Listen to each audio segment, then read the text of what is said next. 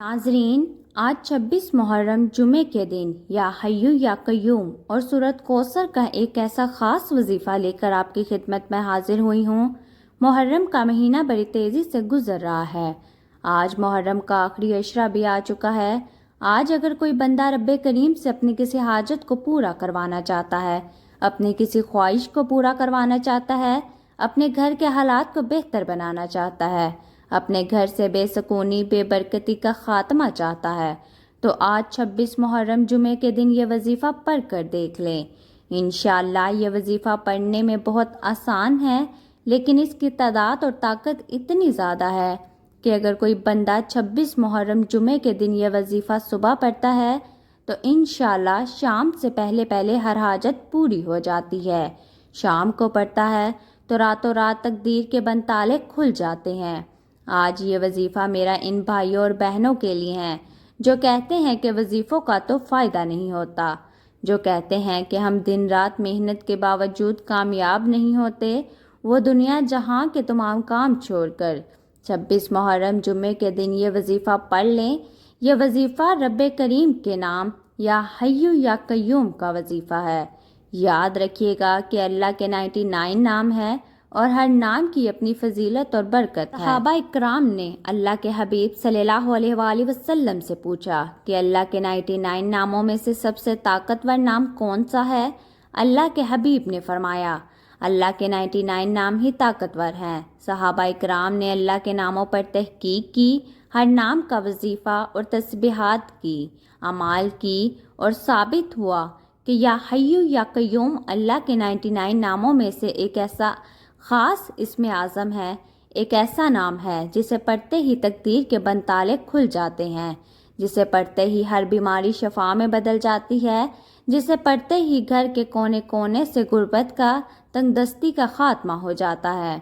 तो आज 26 मुहर्रम जुमे के दिन या हय्यू या कय्यूम पढ़ते ही इंशाअल्लाह आपके करोड़ों का कर्ज फौरी तौर पर उतर जाएगा।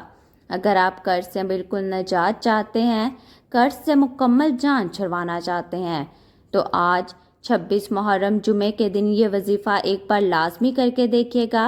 अगर माँ बाप परेशान बैठे हैं, बेटी के रिश्तों की वजह से, बेटी के रिश्तों के लिए भी ये वजीफ़ा पढ़ा जाता है, बेटी के रिश्तों के लिए भी ये वजीफ़ा बड़ा आजमूदा है।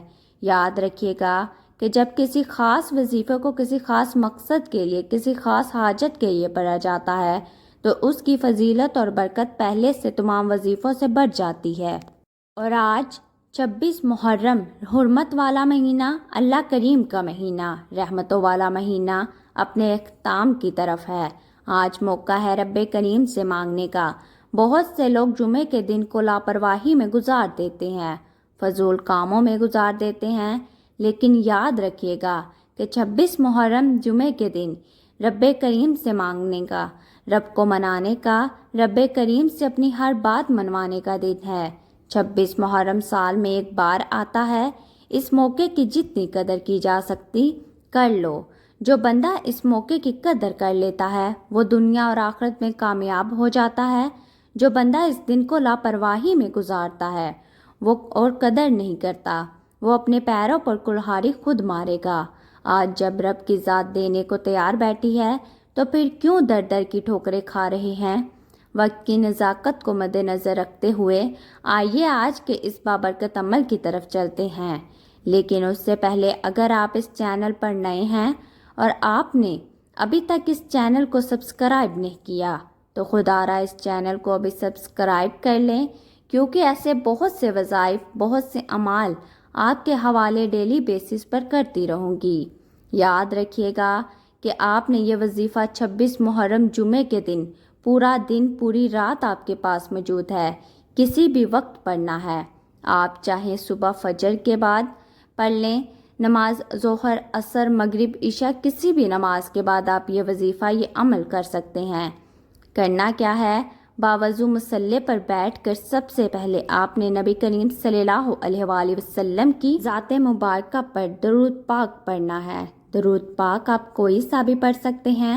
आप सल्लल्लाहु अलैहि मोहम्मद पढ़ लें, आप सल्लल्लाहु अलैहि वसल्लम पढ़ लें, आप नमाज वाला दरूद इब्राहिमी पढ़ लें।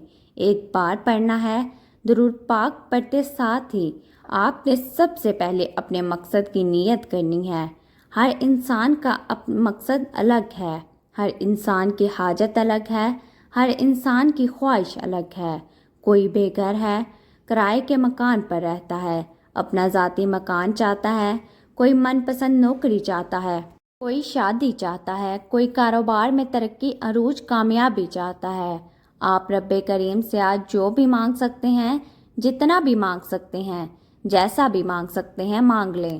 آج یہ وظیفہ کسی صورت مت چھوڑیے گا۔ اگر میرا بس چلتا نا، میں آپ میں سے ہر ایک کو بازو سے پکڑ کر مسلے پر بٹھاتی اور کہتی، آج 26 محرم جمعے کے دن یہ وظیفہ پڑھ لو۔ یہ وظیفہ کبھی کسی پریشانی میں اکیلا اور تنہا نہیں چھوڑتا، بس یقین کے ساتھ یہ وظیفہ پڑھ لیں۔ ہاتھ اٹھا کر دعا کریں، ضد کر کر رب کریم سے مانگیں، انشاءاللہ جو بھی مانگیں گے ملے گا۔ لیکن شرط یہ ہے کہ نیت کی جائے۔ ہو سکتا ہے کہ آپ میں سے بہت سے لوگ ابھی تک ویڈیو کو سکپ کر کر یا کاٹ کر دیکھ رہے ہوں، لیکن اب عمل کا، وظیفے کا طریقہ بتا رہی ہوں۔ ایک ایک نقطہ، ایک ایک بات بہت امپورٹنٹ، بہت خاص ہے۔ اگر آپ نے ویڈیو کو سکپ کر کر یا کاٹ کر دیکھا، عمل کی کوئی خاص بات، وظیفے کا کوئی خاص حصہ آپ سے چھوٹ گیا یا مس ہو گیا، تو پھر وظیفے کا بالکل بھی فائدہ نہیں ہوگا۔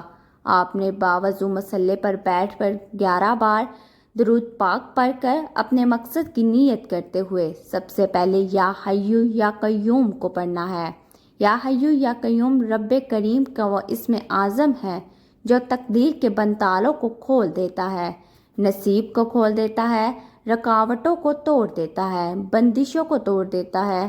ناظرین، یا حیو یا قیوم دونوں ناموں کو ملا کر پڑھیے گا تو ایک شمار ہوگا، یعنی یا حیو یا قیوم ملا کر پڑھا تو 1 بار ہو گیا، یا حیو یا قیوم ملا کر پڑھا تو 2 بار ہو گیا، یا حیو یا قیوم ملا کر پڑھا تو 3 بار ہو گیا۔ اس طرح سے آپ نے یا حیو یا قیوم کو ہاتھ کی انگلیوں پر یا تسبیح کے دانوں پر صرف 11 بار پڑھنا ہے، اور 11 بار پڑھتے دوران آپ نے کسی سے بات نہیں کرنی، نہ ہی کوئی آپ سے بات کرے گا۔ یا حیو یا قیوم کو 11 بار پڑھتے دوران اگر آپ رب کریم سے 11 حاجات کی نیت کر کے بیٹھیں گے، 11 مقصد کی نیت کر کے بیٹھیں گے جو آپ کو ناممکن لگتی ہیں، تو انشاءاللہ 11 بار یا حیو یا قیوم پڑھتے ساتھ ہی آپ کی 11 کی 11 حاجات، 11 کے 11 مقصد میں انشاءاللہ آپ کو کامیابی یقینی ہو جائے گی۔ ناظرین، یا حیو یا قیوم پڑھ کر آپ نے سورۃ کوثر کو ہاتھ کی انگلیوں پر یا تسبیح کے دانوں پر صرف 21 بار پڑھنا ہے۔ یا حیو یا قیوم 11 بار اور سورۃ کوثر کو 21 بار پڑھنا ہے، اور آخر میں رب کریم سے التجا کرتے ہوئے اللہ اور اللہ کے رسول کو راضی کرنا ہے۔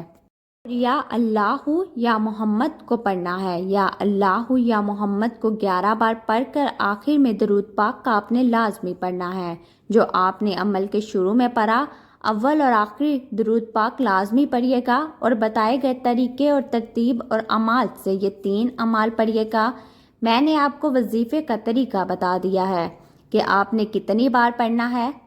اب میں آپ کو وظیفہ پڑھنے کا طریقہ بتاؤں گی کہ رب کریم کو منانا کیسے ہے، کیونکہ بعض اوقات انسان وظیفہ سن کر اپنی منمانی کرتا ہے، لیکن آج میں اپنی ان تمام بہنوں، بیٹیوں، بھائیوں کے لیے، ان تمام بزرگوں کے لیے جن کو وظیفہ پڑھنا نہیں آتا، جن کو اللہ سے مانگنا نہیں آتا، جو کہتے ہیں کہ ہمیں وظیفوں کا فائدہ نہیں ہوتا، آج میں ان کو پڑھنے کا طریقہ بھی بتاؤں گی۔ وظیفے کا طریقہ، ایک ایک نقطہ، ایک ایک بات بتائی جائے گی۔ یعنی آپ نے 26 محرم جمعے کے دن کسی بھی وقت باوضو مسلے پر بیٹھ کر پورا دن کسی بھی وقت بیٹھ سکتے ہیں۔ آپ دکان پر پڑھ لیں، دفتر میں پڑھ لیں، کاروبار میں پڑھ لیں، سفر میں پڑھ لیں۔ آپ نے مسلے پر بیٹھ کر یا حیو یا قیوم کو 11 بار پڑھنا ہے۔